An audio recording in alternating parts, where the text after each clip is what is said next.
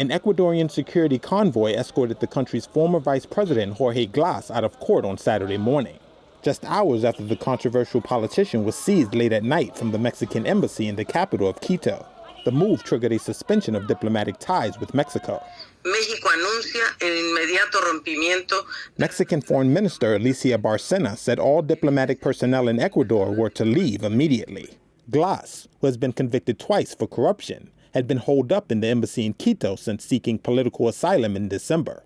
Mexico had granted the request earlier on Friday. Mexican President Andrés Manuel López Obrador blasted the unusual diplomatic incursion and arrest as an authoritarian act as well as a breach of international law and Mexico's sovereignty.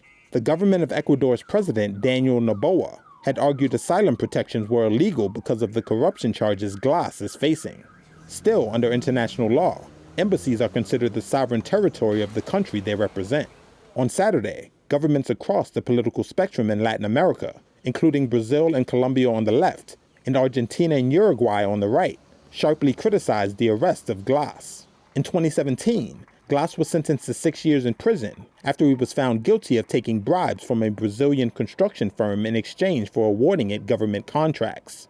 As he faced a fresh arrest warrant on separate graft charges, Glass has claimed he is the victim of political persecution, a charge Ecuador's government has denied.